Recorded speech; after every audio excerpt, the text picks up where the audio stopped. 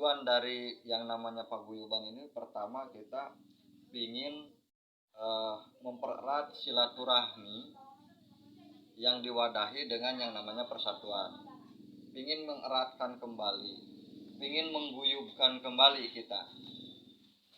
Yang selanjutnya kita juga mungkin nanti setelah legalitas kita jelas, secara payung hukumnya kita ada, kita ingin pemberdayaan UMKM.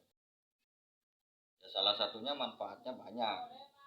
Mungkin salah satunya mungkin di sini ada mungkin atau kesenian ataupun mungkin usaha mikro yang mungkin nanti kita sama-sama kita pikirkan bisa kita nanti bangun itu bersama-sama gitu kan, kerjasama dan sama-sama bekerja. Yang selanjutnya juga bakti sosial atau mungkin kebermanfaatan kemanusiaan.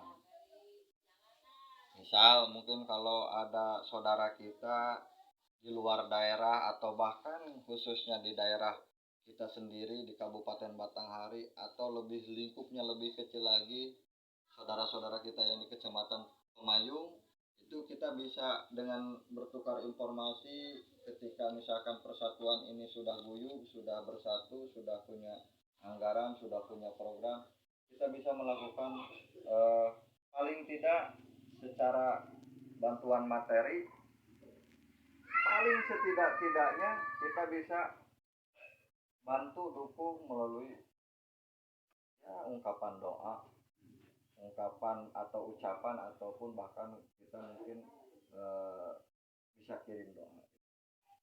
Jadi itu Kang, salah satu tujuan. Mungkin kalau dijabarkan terlalu panjang gitu kan, bahkan kata saya juga si akang-akang mungkin udah ada yang lebih tahu dari saya terkait tujuan maksud dari yang namanya persatuan. Murni ini organisasi kemasyarakatan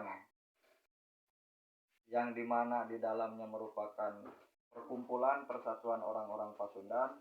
Ini murni organisasi kemasyarakatan, tidak ada gerakan politik ataupun